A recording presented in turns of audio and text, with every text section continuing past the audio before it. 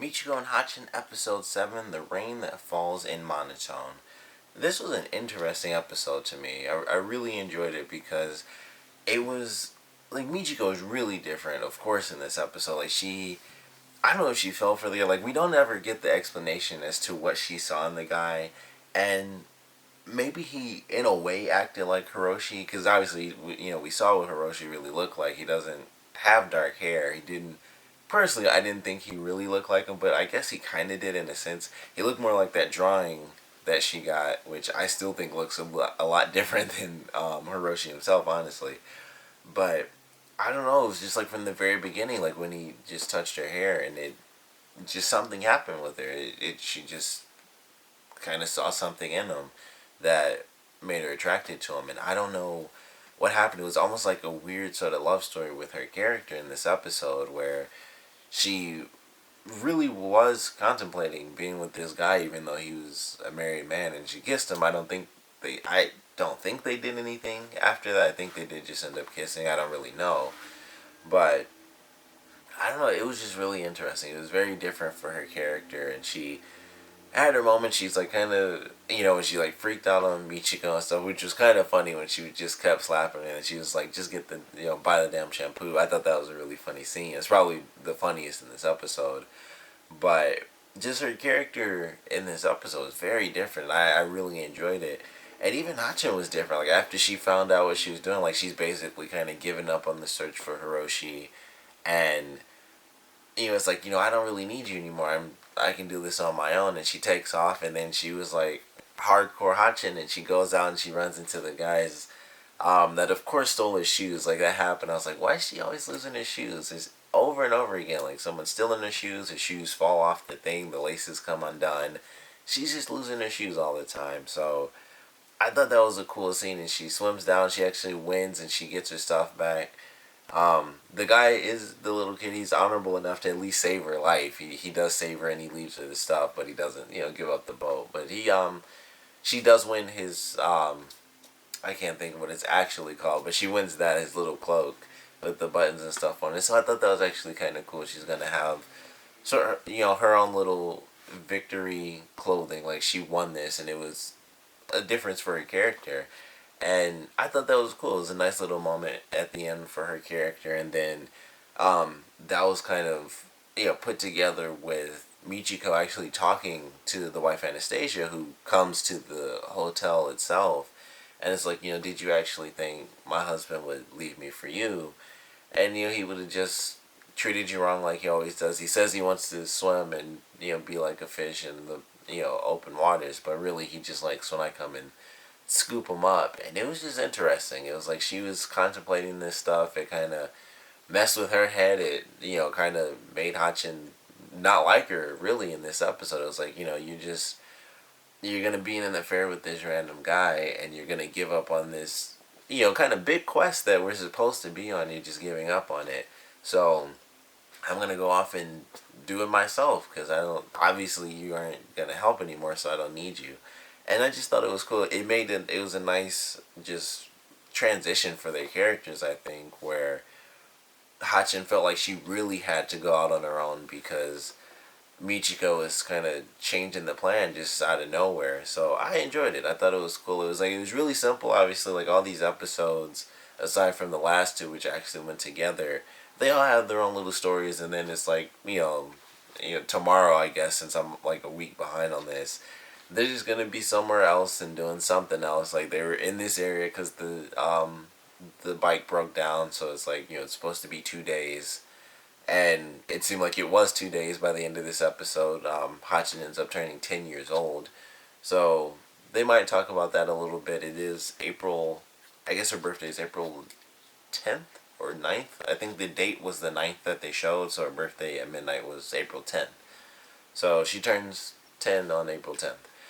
And, it was interesting. It was like, she goes to this episode, she has her little final moments as a 9-year-old was just like really kind of badass and stuff. And she's like, I'm gonna swim to the bottom of the water, almost drown, but she does it. She takes a stand for herself. She gets her stuff back. She wins the guy's cloak, and she does set out on her own. And it's like in the rain and everything, and she's just like screw this, I'm getting my shoes back, I'm getting my money back, and I want this and the boat as well.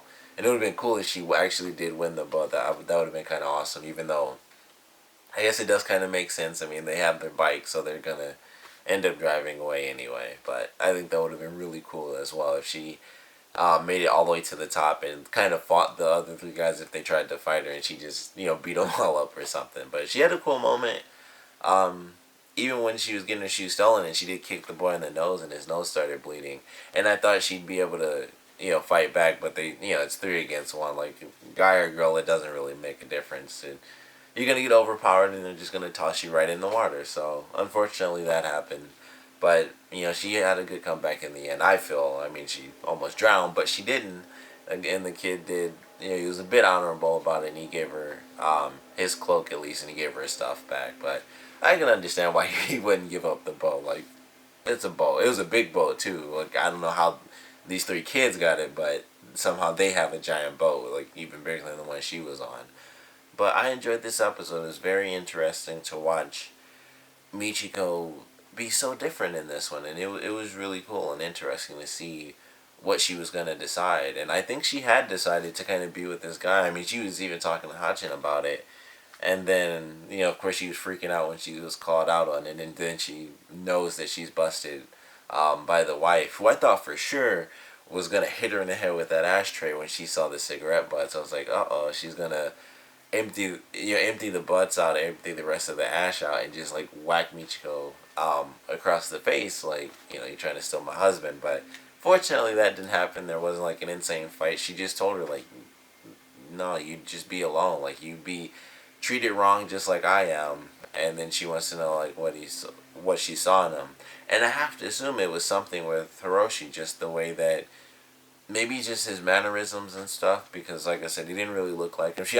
They even had it where she saw like a flash of Hiroshi, because that's obviously kind of what it was. Like, she was seeing that, and also I guess you could interpret it as she was kind of realizing that she's just stopping this whole big quest with the one guy that she, really loves and who loves her back. So you could kind of take those scenes either way, but I enjoyed this one. It was a cool change for the characters. Just an interesting look at Michiko and just how she's dealing with things, and it was almost like sort of a weird, love story for her in a way. And we saw her blushing and stuff, which we don't really see. So it was just very interesting, and she wasn't like, the hot chick who's like super hardcore and stuff. She was just like, like really cute and stuff, but it was in a weird situation where it was obviously an affair. So it's not like, oh, it's just 2 people falling for each other. It's like she just kind of fell for this guy and he fell for her, and it was just like not exactly right.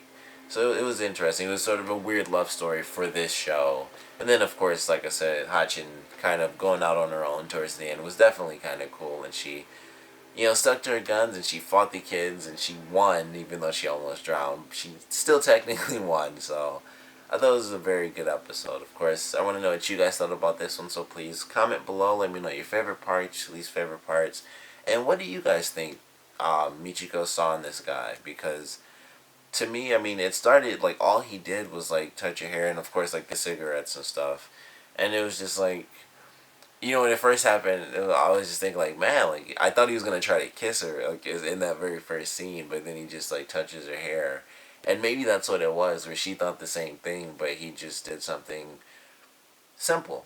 It was sort of simple. I can't say it was subtle, but it was just simple, and it was just like he liked her hair. And that was it, and then it was nothing. And I don't know, maybe that's what it was. It was just something kind of out of the ordinary. It was just something kind of random and weird that most people would never do, and that's just kind of, what got her attention. It was something, just the way he thought, I guess. I don't know, but I really loved the episode. I did like the music in this one too. Like, the guy who was playing the guitar at the end of the song was pretty cool, but he played one song twice throughout the episode, and every time it started, it was just like, especially the first time, I was like, did they not censor an F-bomb? Because it sounded like it would just start off like, fuck you, and then he just started playing the guitar. I was like, what is this song? It was in Spanish, of course, but it started, like, every time it started, it just sounded like he said fuck you in the very beginning. And it was just really funny to me, like, the first time I heard it. And it was funny the second time, because I figured it would only be once in the episode. But I was hoping that it was gonna be the same song at the end, but he played something different. And I was like, hopefully he starts off and it's like different lyrics, and then he says it's like, nope, it still sounds like an F bomb. But it did to me. Like, I don't know if it sounded the same way to you guys, but that song that plays, it was just like F you, and then the guitar starts playing. You know, the guitar is playing in the background too. But love the episode. Like I said, I want to know what you guys thought about it though. So please comment below, let me know, and thanks for watching.